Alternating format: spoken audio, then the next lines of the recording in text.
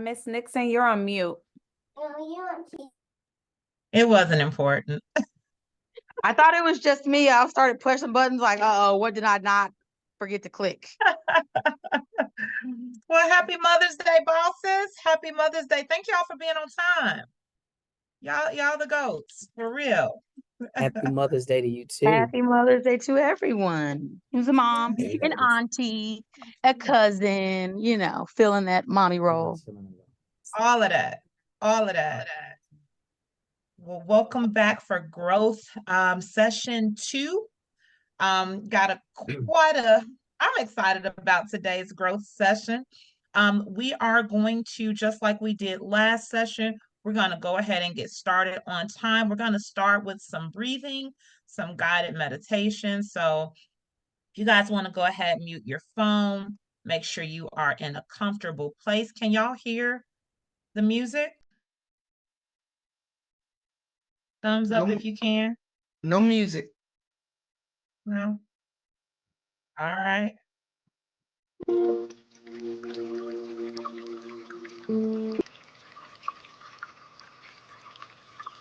Can you hear now?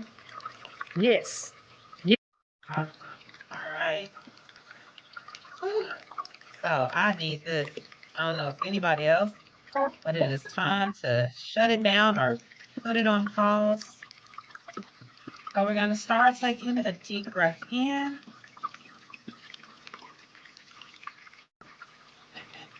Exhale. And at your own pace, if you just continue to breathe in. And as you breathe out, I invite you to reflect on your day.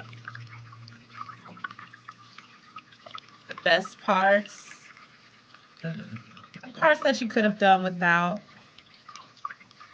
and those parts.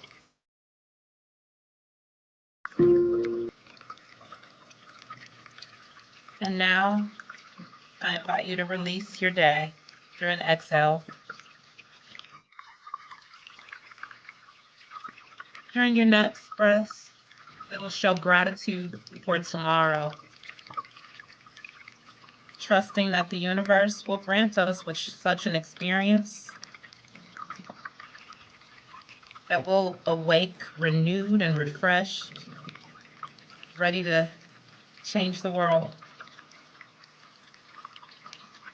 And with your next exhale, I invite you to release tomorrow.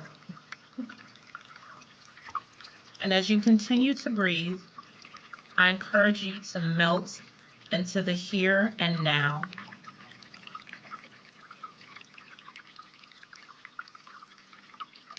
If your thoughts drift, just refocus.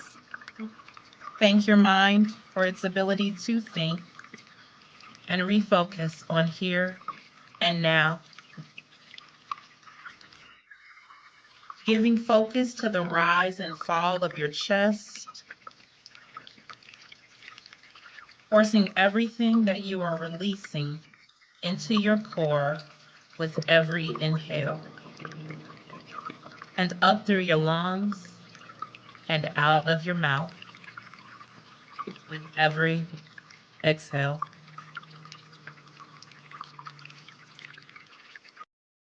Oh, all right, y'all. So let's get into it. It's 5:35. Thanks again for jumping on this Growth Garden session. Just a quick recap. You guys know your team. I want you to be familiar with them. So we'll start each session this way. Introducing your team, Dominique, who is the Director of Operations. If you don't already know her, trust me, you will know her soon. Sheila is our participant liaison. This is going to be your go-to person while we are in St. Lucia. If you have not already, you should be receiving an email from Sheila really soon, just getting some details, including your flight so that she can arrange airport transfer for you. Amarian and Tempest, as well as Amara, are going to be our production assistants. These are the young people on my team with all the energy, so you are free to grab them and ask them anything that you need to know. These young people are outstanding achievers, and I did not choose them lightly. Trust me, they are equipped to help you. We've got Stephanie who's running behind. Stephanie is in charge of all of our off-site events.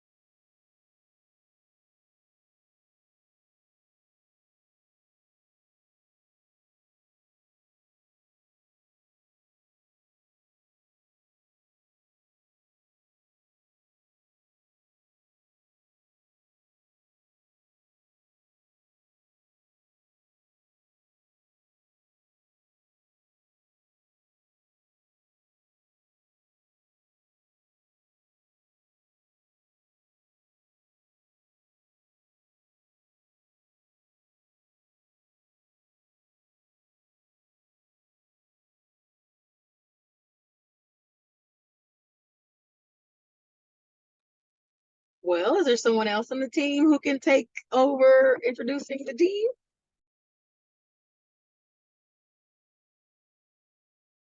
Baby, Spectrum is ghetto.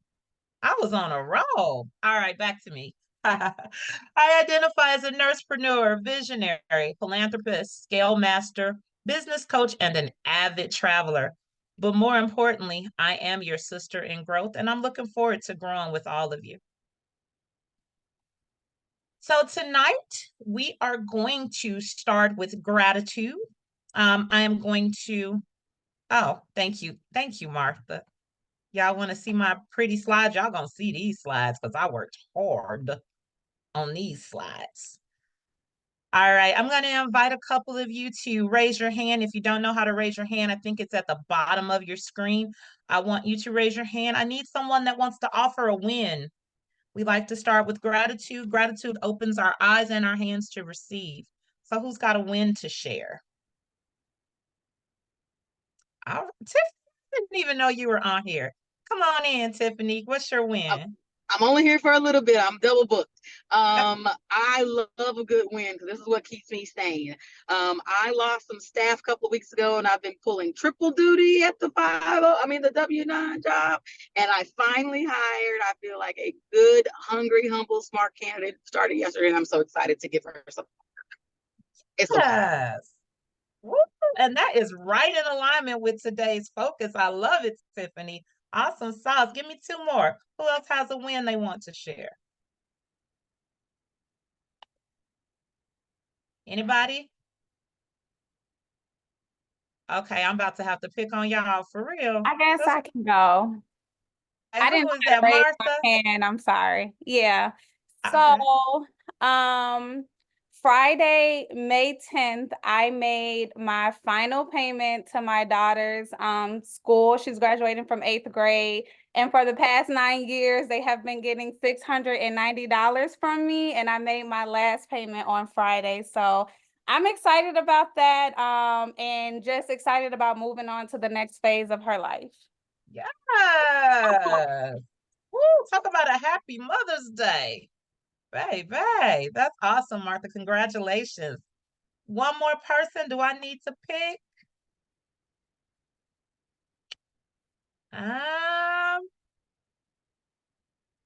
All right, Virginia, come on off mute. We need a win for you. In my voice, you probably not gonna want to hear anything. I don't know that I can come up with one off the top of my head. See there, you might want to let somebody else talk. I'm gonna digress to inability to speak. Well, whatever took your voice away, I hope that it was something good. I hope that it was closely related to a win. Now that you just, for the reason my voice might be gone, okay? Just brought my baby back home from her very triumphant first year of college. Uh, she, yeah, she finished well, uh, and found something to be active in and enjoyed. Critiqued college, but nevertheless, she is planning to go back. Yes, I love it. And there's always something. Congratulations, Jen. Congratulations. All right, so next, guys, we're going to jump into our focus for this session. This session is titled Preparing to Step Away. We're going to go through our presentation for preparing to step away. We're all bosses with 1,000 responsibilities, 3,000 hats, and a world of people that depend on us. And so the purpose of today's session is to prepare us to not only attend this trip, to attend this retreat, but to get what we said that we are intending to get from the investment. After we're done with our session focus, of course, we'll go into questions, comments, and then any housekeeping. We do have this slotted until 6:30. In all efforts, I did time this presentation. Just keep in mind, if you get rushed at the end and you don't have any housekeeping questions, you're more than welcome to sign off. Also, the recording will be posted in our Facebook group, I think. I think I figured out how to do it. All right. So preparing to step away. I really like this picture of my sister and soul down here with the shades on. And she's relaxing. She gives me Hakuna Matata, no worries. She's unbothered. She's open to receive whatever might be in her surroundings. And we then have our second type of traveler, if you will. That's normally me. Y'all think I just go and travel and don't work, but I normally just work in a pretty environment. And so if you look at that second picture, the young lady has her cell phone, she has her laptop, she's definitely distracted. I call this the relaxed office. She gets to enjoy the scene, but it is really a false sense of rest. She's not really unable to reset or refuel. So this is not what we're going for in St. Lucia, right? Of course, the retreat is release, refuel, and reignite. And so we want to be completely ready to do all of the above. Of course, it is up to you to decide how you will take this retreat in and how you will prepare yourself for the experience. But my goal today is help you to be true to yourself and hold yourself accountable for receiving what you set your intention on. How will I do that? When you did your interest form, there was a question, and that question said, why do you feel committed to attending the Release, Refuel, Reignite 2024 Women's Retreat? Now, I'm sure all of you have those answers in the front of your brain, but just in case you don't, let me remind you. These are the various answers, cut and paste, so don't judge me, that you all provided to that question. I want you to see if you can find the answer that you provided and see how you resonate with that answer today.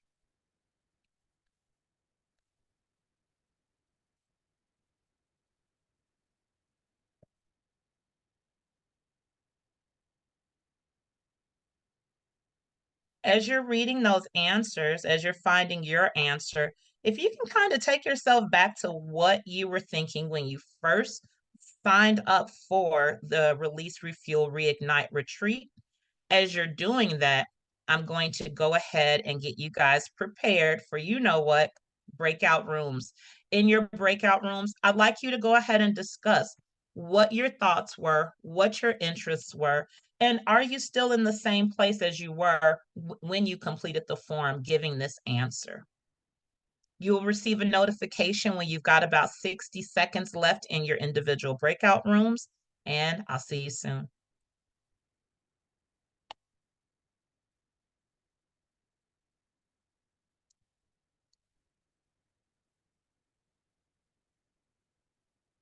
Aubrey, what you do? Oh, okay.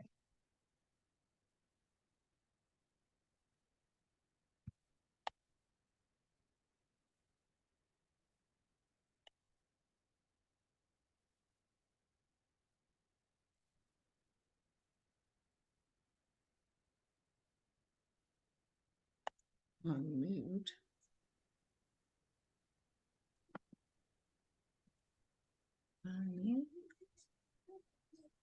I'm going to send you to a room, Deborah. Looks like you don't have a room. You I'm going to had put me you in in room 2.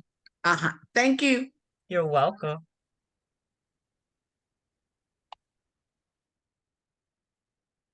Just click join.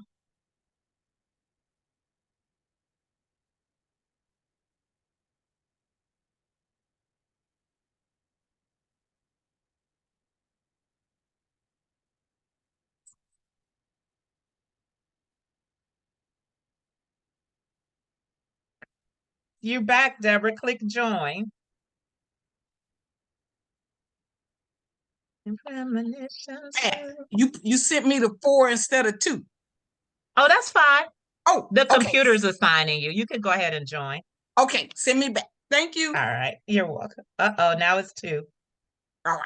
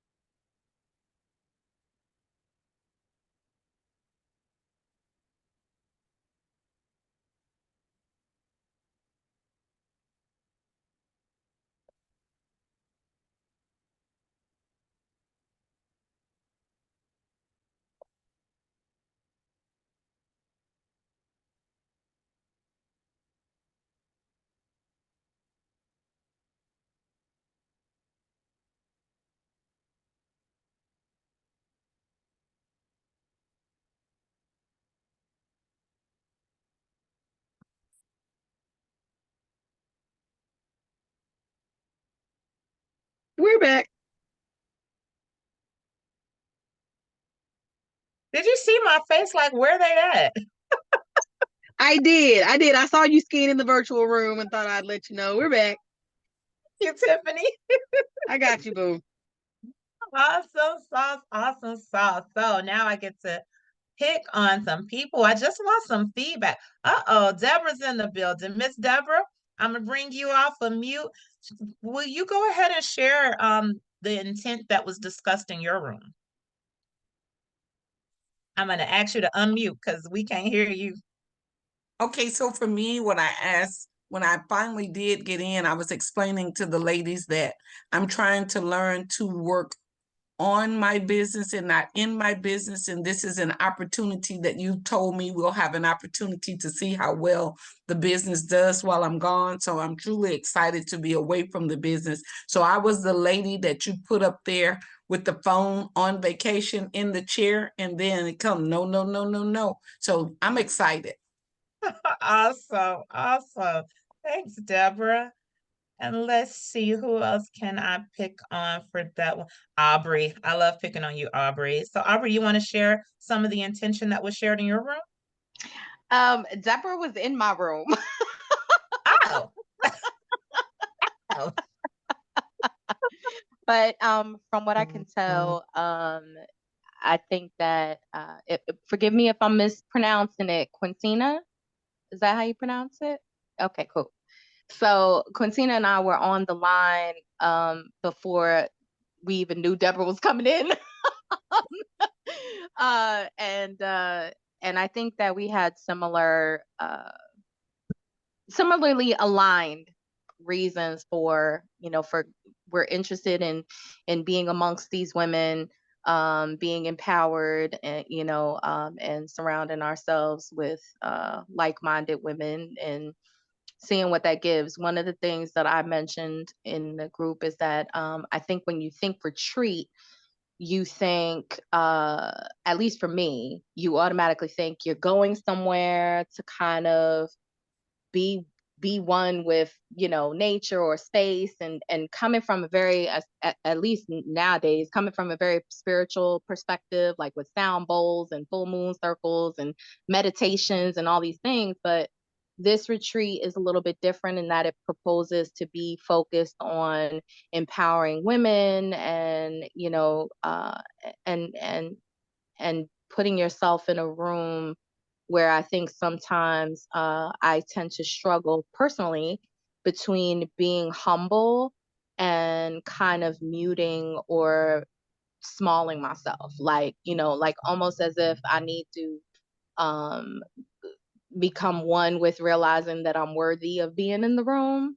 So I'm interested in being put in a room, in a space, in an island with the rest of the ladies, just to purposely challenge myself to be in the room and be seen and be active. So yeah. Yeah. I am looking forward to seeing you bring the room, because you bring the room, Aubrey. I'm super Thank you. excited about seeing that. Yeah. So I'll tell y'all, for a long time, I didn't quite understand the difference. During my travels, as frequent and often as they were, I most times had a cell phone with me. If I didn't have a cell phone with me, then I was creating a new business plan or having my laptop. I was answering my calls. Oh my God, Verizon has made so much international money off of me. Until I realized that it's possible that, stepping away and delegating my task to someone else is okay. And I think that that first experience was so eye-opening, because when I got back, everything was not only okay, but I was better, which enabled me to make things even better. And so for you all, have identified two of my biggest distractions when I first started going. And those were that cell phone and work. Now, with work, we can bundle in family.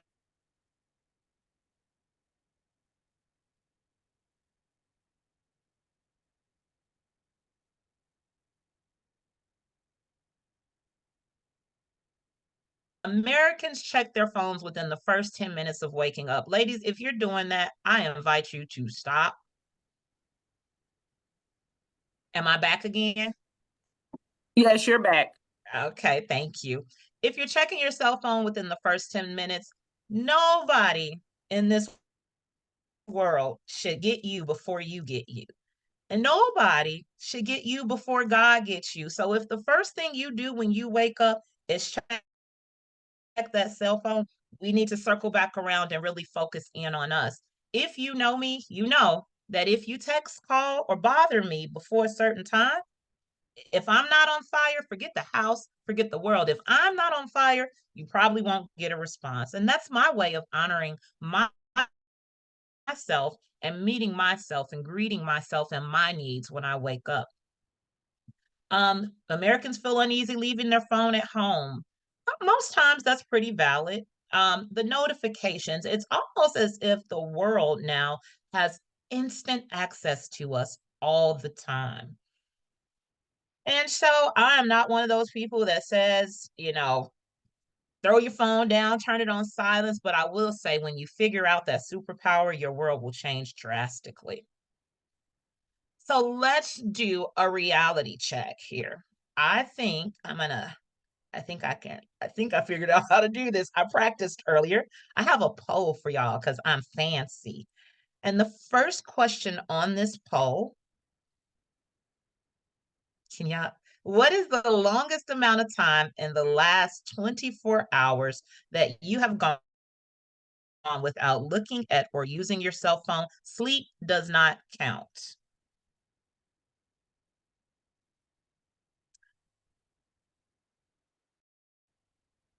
Gonna wait for everybody to answer. Okay. Less than 2 hours. Oh my gosh. We've got 3 people that haven't answered. 2 people that haven't answered. All right. 1 person that hasn't answered, and I'm guessing you might not, maybe you stepped away, maybe you're a team member. So these numbers are really weird. We've got a 44%, a 22%, and a 33%. It's like either you're all in or you're all out.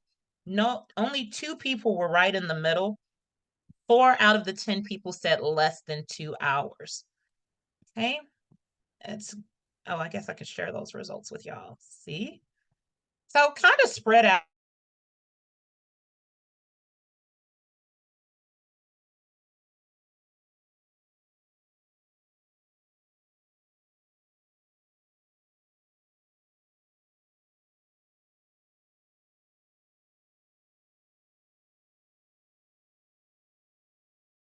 To let me try this. You're back now. Oh, is that why I couldn't share it? All right, so let's launch question number 2. In the last 3 years, how many times have you experienced a catastrophic outcome due to not having your phone? Just asking. Let me tell y'all, catastrophic is not, I did not know that something happened right away. Catastrophic is something normally that you can't change. It's an irreversible outcome, and it's life-changing, like life-altering.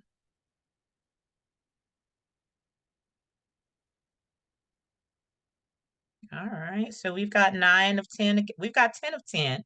70% say that they have never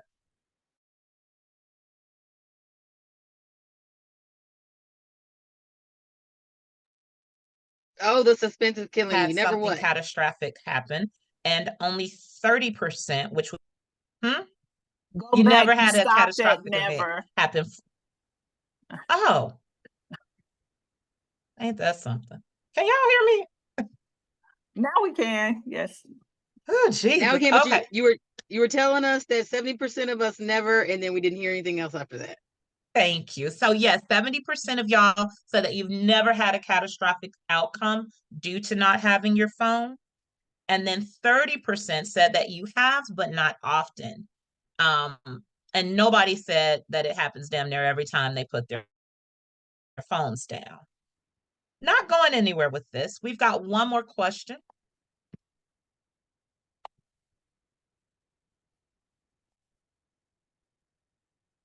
All right. Question number 3. On a scale of, that should say, on a scale of 1 to 3, how comfortable are you leaving your phone off for 4 to 6 hours per day while in St. Lucia? 1, my phone is attached to my palm. I can't put it down. 2, I'm not sure, but I'll do my best. Or 3, what phone? I'm 100% confident that the world will go on. Waiting on 3 responses. I should have had like some Jeopardy music. 2 responses. 1 more response. All right. So just so y'all know, I cannot see your responses. So I am not going to preach to the 1 person that said that their phone is attached to their palm. We've got 1 person who said that they just cannot put that thing down. We've got 3 people that responded, they're not sure, but they'll do their best. And then 5 of the 10 people, I'm excited about that, says, I am 100% confident that the world will survive without me. So congratulations to y'all for that. Give yourself a hand. And I mean, just for being willing, y'all just don't know. We get cussed out for asking people to put their phone on silence, much less than actually cut it off. And so I will tell you all that in St. Lucia, what we are preparing to do is have access at the resort, the main line, where if there is something, dire emergency, that the people that are most important to you can call that number and to reach out to you. Other than that, I do encourage you all to put provisions in place that will allow you to be as present as possible.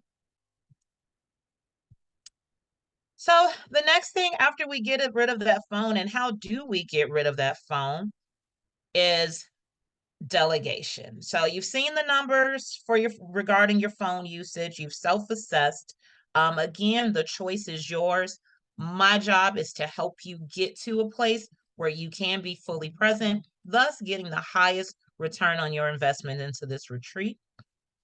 So let's talk about delegation work. In order for you to safely step away from work, we have to learn how to delegate. It's the only way to step away is to prepare and to delegate. So what is delegation and how do we do it?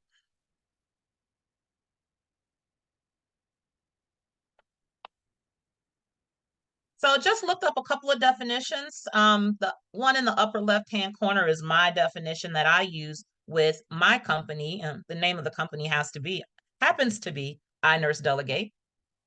And then down in the middle was just a fun fact I couldn't resist.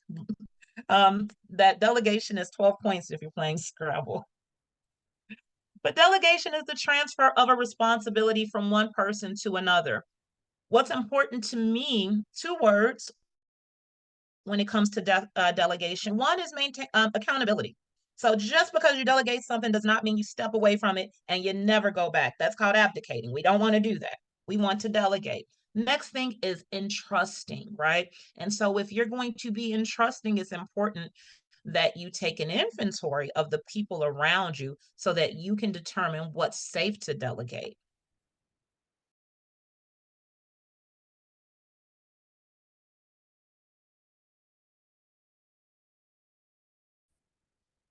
What did you have to lock your head? That it's definitely up to you what you do with your phone. No, ma'am, I don't like fighting. And so it says my internet connection's unstable. Can y'all hear me?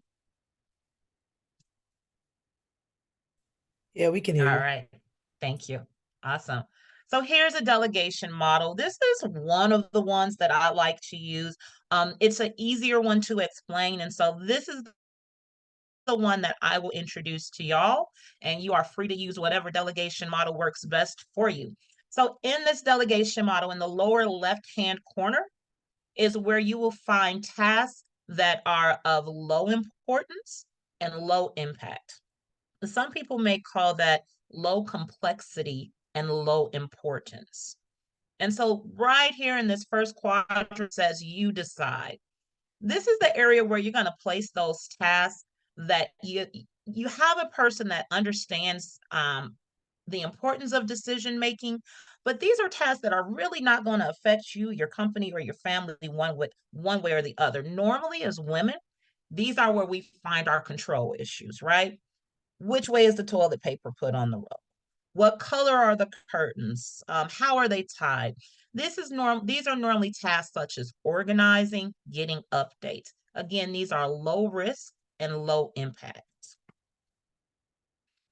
Then if we go to the right in the orange box, you decide and tell me after. So the person that's being delegated to, you're trusting them with the decision. Again, this has to be a person that understands the impact that the task or decision, how it will affect the other parts of your business or of your family. This needs to be a person that has some sort of emotional intelligence that can say, this is how my decisions affect those around me. Tasks that are good to put in this box include routine answers to questions. document reviews, creating documents or tracking, small spends. With this category, you want to make sure that you create clear boundaries, right? So here is your area of movement. For instance, in my company, we have a spend policy. Some people have an allowance of about $100 that they can make a decision on. You can spend up to $100 without telling me why, without getting my approval. If it goes above $100, here are the steps you have to take. Anything over a certain amount may require that you get multiple estimates. So in our company, anything over $500 requires at least 3 estimates or proposals. So this is the area that, yeah, you can make a decision. Here are the instructions to help guide that decision. And here are the steps you take should that decision become more than what is in your realm of decision making. So if we go back to the left and we go up to the green, this is you decide, but consult me first, right? These are going to be your high impact, but low risk. And this is a funny category to me because if something has a high impact, it normally has a risk that follows. But what you find here is these are tasks that are probably a bit too complicated, and those tasks need to be broken down into smaller, less complex tasks. And once they're broken down into smaller tasks, they normally will fit into one of the other categories. These are things like creating drafts. Well, you can have someone create a draft, but you need to tell them, what are we trying to achieve, right? What goes into this contract? For instance, when I send a form over to my attorney, I can say, hey, I need a contract drafted. These are the points that I need to have hit on. Here are my parameters. Can you draft it and get it back to me? So he's going to then use his legal expertise to draft that contract, send it to me. I actually will have someone that's delegated to do the preliminary review. So someone with the company knows, hey, this is our wiggle room. This is how it needs to look. Sending it back to the attorney for that first revision. And then we get into the red box, which is I decide. I decide are those tasks that should not be delegated. Those are going to be your high impact, high risk. This is the work that you keep for yourself if there is no way to break those tasks down into smaller, less complex, less important tasks that can be delegated. I like to keep things like setting the budget, processing approvals, and anything outside the initial realm of authority that's given to a delegate. This might be, again, sending out those 3 proposals. The final decision to accept probably will come to me. So that's your red box, and those are those tasks that should not be delegated. So it's 6:09. I am going to leave this delegation model up. What we're going to do next is I want to put you all in break rooms. And in your break rooms, I want you to each person identify a top rock. A top rock is one task, and I would say make it your most important task or the task that you're most worried about delegating. You want to identify that task, and then as a group, I want you all to discuss which quadrant would that task go into. What ways might you delegate it if it's appropriate to delegate? And if it's not appropriate to delegate, what other approaches might you use to make sure that task is taken care of so that you don't have to focus on it while you're away in St. Lucia? If you give me 1 second, I'll figure out how to get y'all back in them groups. And again, let's see, we're going to recreate the groups. And there you go. You can just hit join.